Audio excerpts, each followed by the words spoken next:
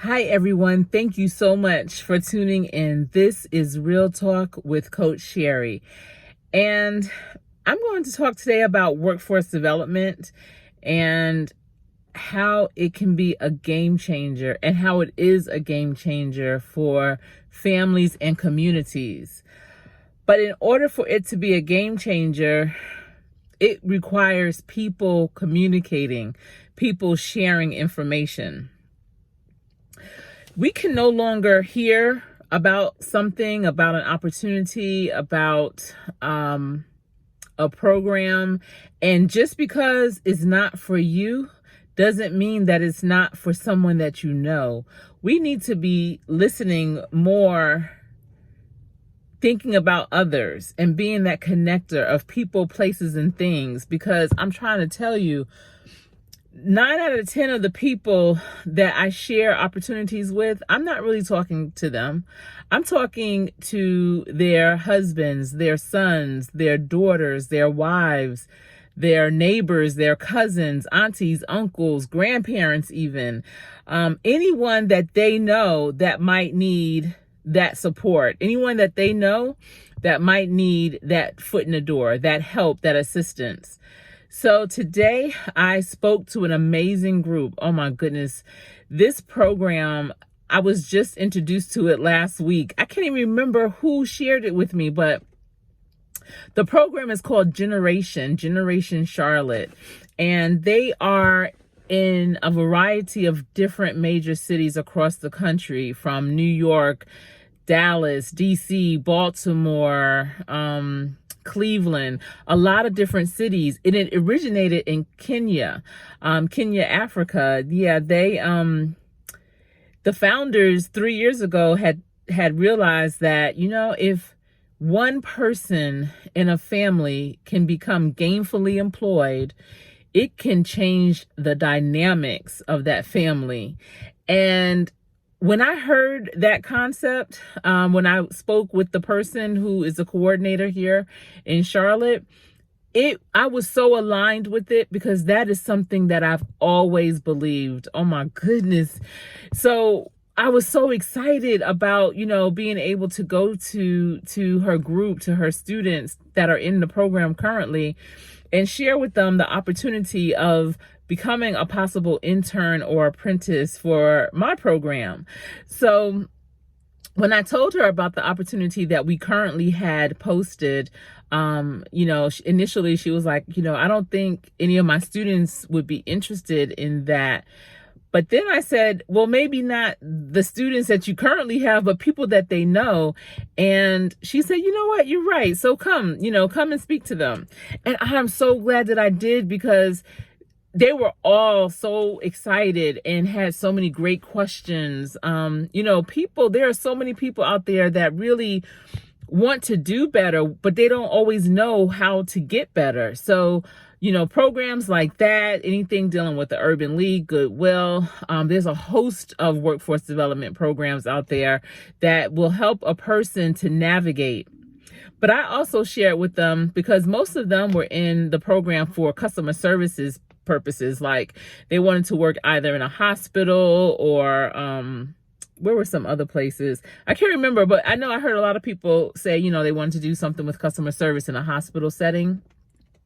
But I told them, do not just pigeonhole themselves into one industry. Now, I always tell people to, be very targeted in terms of the type of position that they want to get into, utilizing the skills that they currently have and new skills that they're going to acquire. However, when it comes to an industry, don't pigeonhole yourself into one industry, because so many industries have such a vast amount of positions that you would not even think about, that you wouldn't even think that they had, that are aligned with exactly who you are. For instance, the utilities industry has over 212 different types of positions.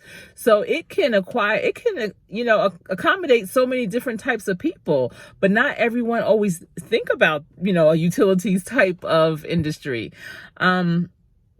I told them to really definitely think broad. Don't just, say I want to just work in this one sector because, what if that sector there's nothing open? Is it always what was me? No, look at other things. Look at aviation. Look at the CMPD, look at fire. There's a whole bunch, and they're all looking to diversify their workforce.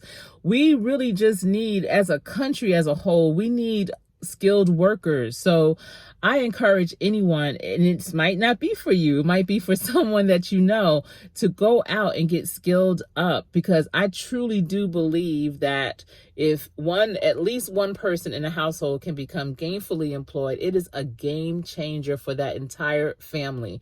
And then it trickles over into the community and into society, into the town, the city, the state, the country. It just really, it's a domino effect in a positive way. And that is something that we all need to embrace and we all need to take part of. So this is not about you just saying, well, I don't need it. It's not about you anymore. It's about all of us. It's all hands on deck. We are in a time where we have so many people and we have so many jobs, but those people that need the jobs aren't skilled to do those jobs. So we also have to exercise patience. So if you are one of those people who have been identified, if you are gainfully employed, to be a trainer or a mentor, you need to really take that seriously. Don't be intimidated by it. Don't think that, your job is trying to have you train your replacement or anything like that. First of all, regardless, all of us are replaceable in one way or the other. So, you just really need to have that much confidence in what you do and the value that you bring to know that you're not training someone to replace you. I know that happens, especially in manufacturing, but when it comes to workforce development and training the underemployed and unemployed, the unskilled, that's typically not the situation. So take it seriously. Teach them the tricks of the trade and all that they need to know, because that also goes into succession planning. Because if you were selected, 9 times out of 10, you're probably a seasoned employee, which also means you may not be too far from retiring. And if you retire, who has your knowledge? Where is that knowledge? You need to pass it on by training others what you know. They always said that the cemetery is filled with so many great songs, amazing books, and beautiful artwork of things that people just took with them to their grave because they never put it out. They never put it on canvas. They never put pen to paper. They never, made the song. So you really want to be able to leave your legacy by leaving what you know is best for what you do. It's not about, someone stealing it and getting credit for it. We have to be beyond that. You have to really stand stronger than that on what you know and who you are.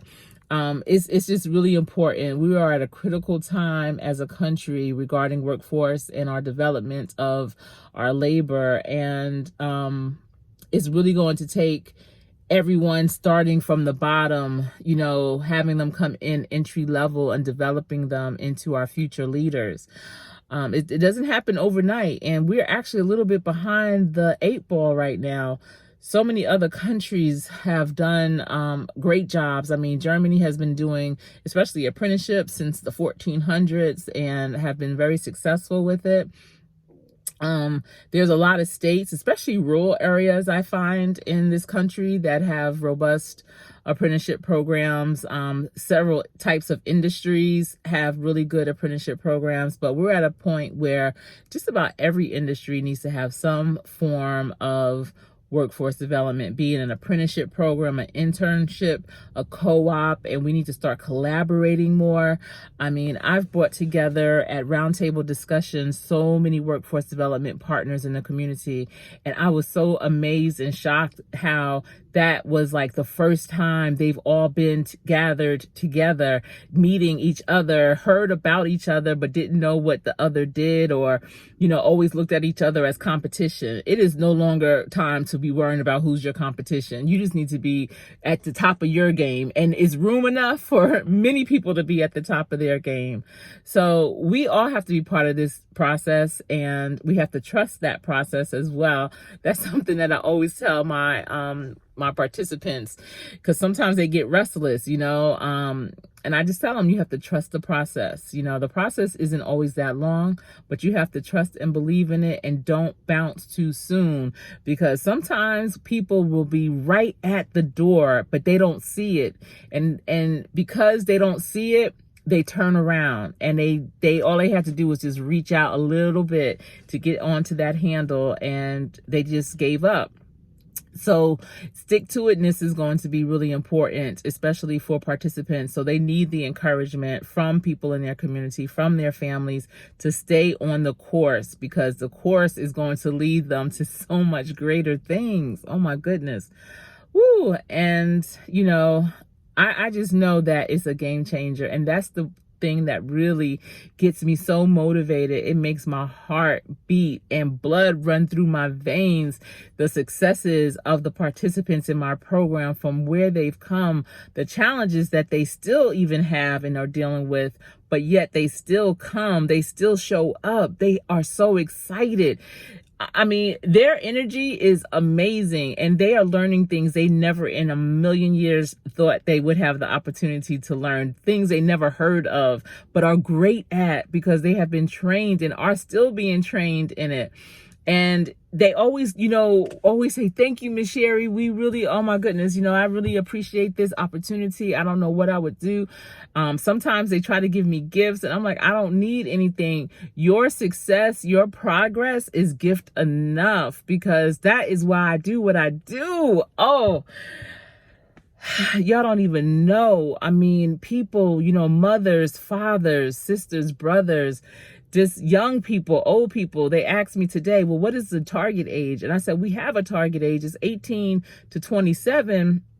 However, I rock with any age, over the age of 18, so that they can be fully employed. But, I have a class now that range from 18 to 60 and everything in between. And that is fine, because it's never too late. It's never too late to start again. It's never too late to start, period.